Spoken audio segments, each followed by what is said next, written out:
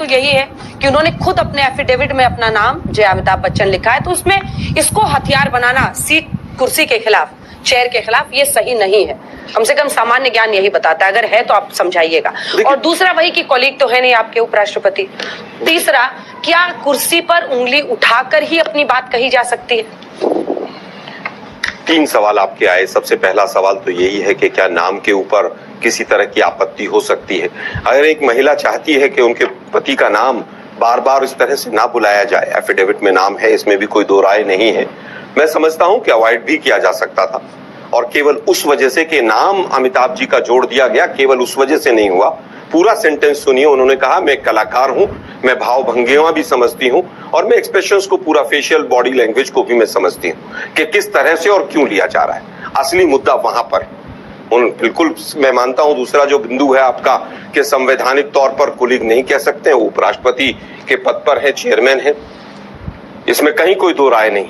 लेकिन इसके साथ साथ एक राय ये भी है कि वो हेडमास्टर भी नहीं। बैठ जाइए, you sit down, you sit down.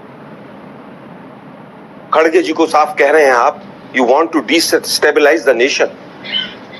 एक उपराष्ट्रपति को क्या यह शोभा देता है कि आप कहें कि डिस्टेबलाइज करना चाहते हैं?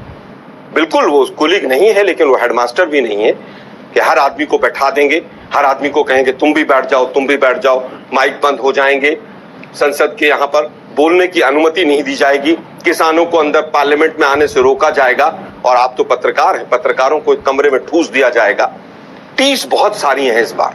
टीस इस बार की ये है कि इस बार जो हथियाई हुई सरकार देश के अंदर चल रही है, जनता ने जो आईना दिखाया कि इलेक्शन कमीशन और तमाम संस्थाओं के ऊपर जो तमाम सवाल उठे, ये हथियाई हुई सरकार है और तमाम केसेस उसी संदर्भ में सुप्रीम कोर्ट और तमाम कोर्ट्स में चल रहे हैं। हथियाई हुई सरकार में आज 2 पद हैं वहां पर संसद के अंदर, एक स्पीकर है, एक चेयरमैन साहब है।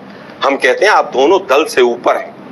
जो आप कह रहे थे कि इंडी गठबंधन के तमाम दलों में होड़ लगी हुई है, मुझे लगता है होड़ स्पीकर और चेयरमैन में लगी हुई है, दोनों में, कि कौन दिखाए कि मैं मोदी जी के कितना क्लोज हूं, कौन दिखाए कि मैं बताऊं मैं सरकार का कितना पक्ष ले रहा हूं, मैं कितना बीजेपी का पक्ष ले रहा हूं। अगर एक किसान वहां पर जाकर बाइट दे देता है तो स्पीकर महोदय को दिक्कत हो जाती है, लेकिन तमाम अभिनेत्रियां वहां पर संसद में खड़ी होकर जब वहां पर बयान देती है तब उनको दिक्कत नहीं होती है। यहां पर एक शब्द कोई गलत बोल देता है तो उसके ऊपर हम एक्शन लेंगे, क्योंकि संसद के अंदर किसी कोई न्यायालय में नहीं जा सकता है।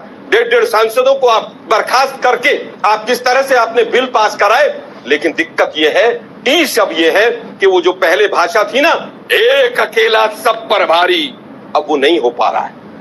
आज चेहरा मुरझाया हुआ है। आज वक्फ बोर्ड के बिल को जेपीसी को भेजना पड़ रहा है।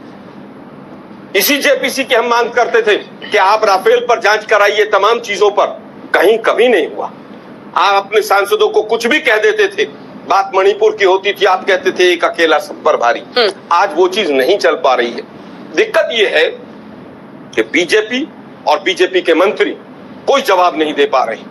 दुर्भाग्य है इस देश का कि पहली बार हो रहा है कि दर्जनों रेल की घटनाएं होती हैं और रेल मंत्री अपनी पीठ थपथपाते हैं, वहां पर सारे सांसद ऐसे ऐसे कर रहे हैं। ये संसद का हाल हो गया।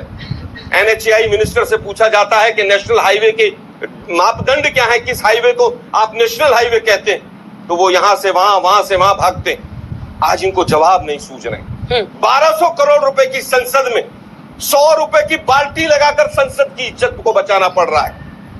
आज भ्रष्टाचार गली गली, मोहल्ले मोहल्ले बहता हुआ दिखाई दे रहा है। आज जवाब नहीं दिया जा रहा है।